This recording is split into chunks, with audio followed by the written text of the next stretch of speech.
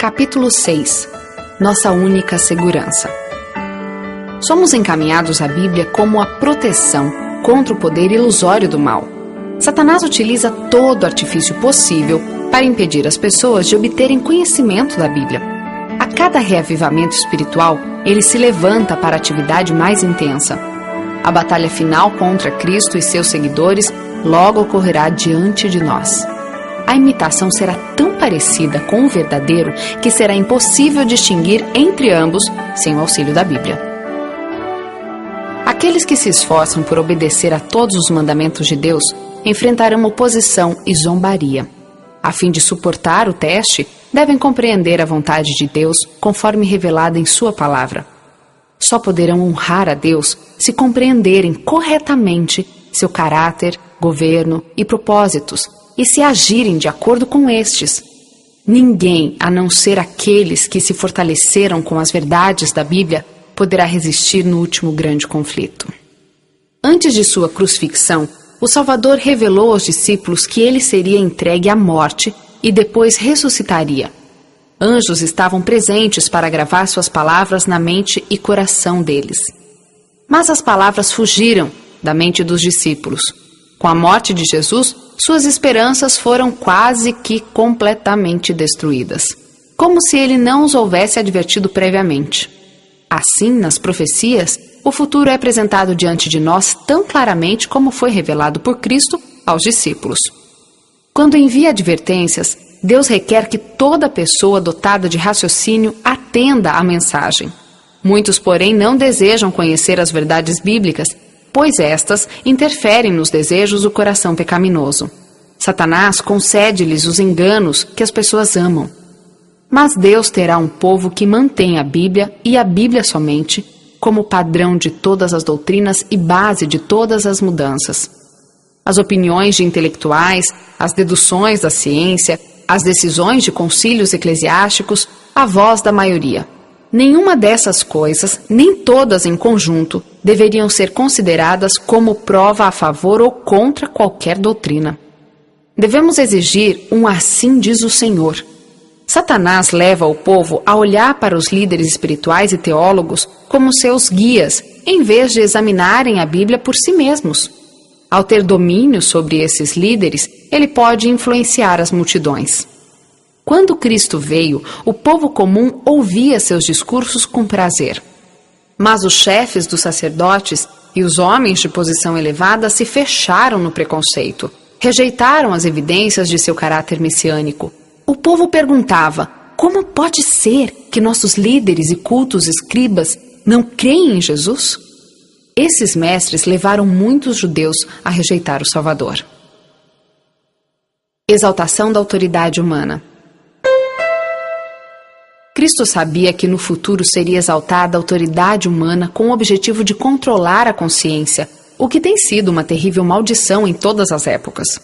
As advertências de Cristo quanto a não seguir líderes corrompidos foram registradas como uma advertência para as gerações futuras. Na Idade Média, reservava-se ao clero o direito de interpretar a Bíblia. Embora a reforma protestante tenha dado a todos o acesso à palavra de Deus, o mesmo princípio que dominava antes tem impedido multidões, ainda hoje, de tomar a iniciativa de pesquisar a Bíblia. São instruídas a aceitar os ensinos bíblicos conforme interpretados por sua religião. Multidões não ousam receber nada, ainda que claramente ensinado na Bíblia, se contrariar o seu credo. Muitos estão prontos a entregar aos líderes espirituais a responsabilidade pela sua própria salvação. Leem os ensinos do Salvador quase sem percebê-los. São, porém, infalíveis os líderes? Como poderemos confiar em sua orientação a menos que saibamos pela palavra de Deus que são portadores de luz? A falta de coragem moral leva muitos a seguir as pegadas de pessoas cultas e assim vão se tornando desesperadamente presos nas algemas do erro.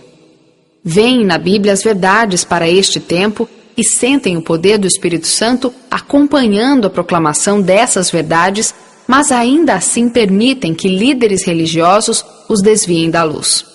Satanás atrai multidões ao ligá-las com suaves laços da afeição aos que são inimigos da cruz de Cristo. Essa ligação pode ser paternal, filial, conjugal ou social. As pessoas postas sob domínio dele não têm coragem de obedecer às próprias convicções sobre o correto. Muitos afirmam que não importa o que alguém creia, se sua vida for correta. Mas a vida é moldada pela fé. Se a verdade estiver ao alcance e nós a negligenciarmos, estaremos rejeitando-a na prática e, assim, escolhendo as trevas em vez da luz. A ignorância não é desculpa para o erro ou pecado quando há oportunidade de conhecer a vontade de Deus. Alguém em viagem chega a um lugar em que há várias estradas e a sinalização indica aonde cada uma delas leva. Se a pessoa desatende a indicação e toma qualquer caminho que lhe pareça correto, poderá ser muito sincera, mas andará pelo caminho errado. O primeiro e maior dever. Não é suficiente termos boas intenções, fazermos o que nos parece direito ou aquilo que o líder religioso diz ser correto. Devemos pesquisar a Bíblia por nós mesmos. Temos um mapa que apresenta todas as indicações na jornada rumo ao céu. E não precisamos fazer suposições a respeito de coisa alguma. O primeiro e maior dever de todo ser racional é aprender na Bíblia o que é a verdade. E então andar na luz e estimular outros a imitar o seu exemplo.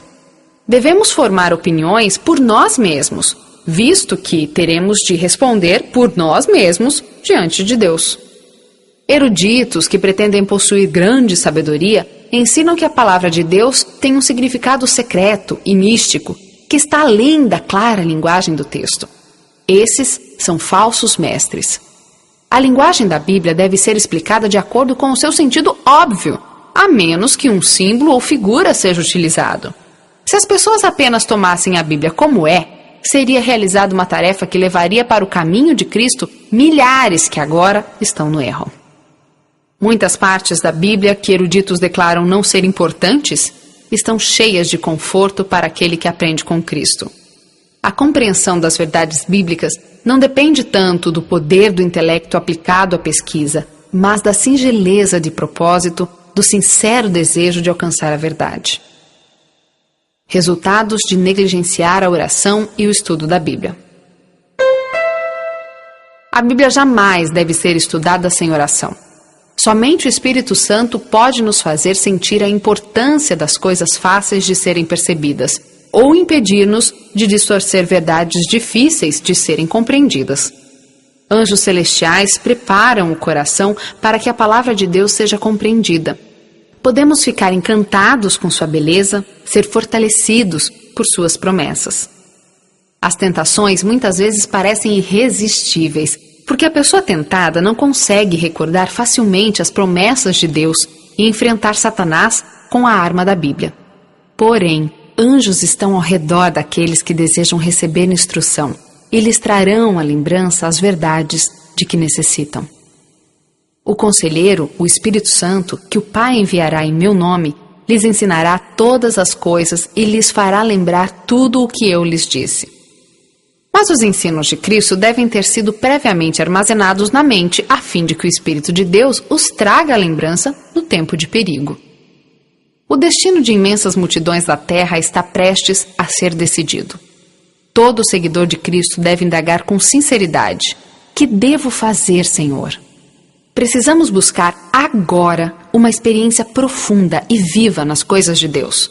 Não temos sequer um momento a perder. Muitos se orgulham pelos maus atos que não praticam. Não basta, contudo, que sejam árvores no jardim de Deus. Devem produzir frutos. Essas pessoas estão registradas nos livros do céu como ocupando em vão o solo. Porém, mesmo no caso daqueles que pouco se importam com a misericórdia de Deus, desprezando a sua graça, o coração do amor paciente ainda os chama. No verão, não é percebida diferença alguma entre os ciprestes e outras árvores. Mas, ao soprarem as rajadas do inverno, os ciprestes permanecem inalteráveis, ao passo que as demais árvores perdem a folhagem. Se surgir a oposição, novamente for exercida a intolerância religiosa, inflamada a perseguição, os insinceros e hipócritas vacilarão, renunciando à fé. Mas o verdadeiro cristão permanecerá firme. Sua fé estará forte e sua esperança será mais viva do que nos dias de prosperidade. Bendito é o homem cuja confiança está no Senhor, cuja confiança nele está. Ele será como uma árvore plantada junto às águas e que estende as suas raízes para o ribeiro. Ela não temerá quando chegar o calor, porque as suas folhas estão sempre verdes. Não ficará ansiosa no ano da seca, nem deixará de dar o fruto.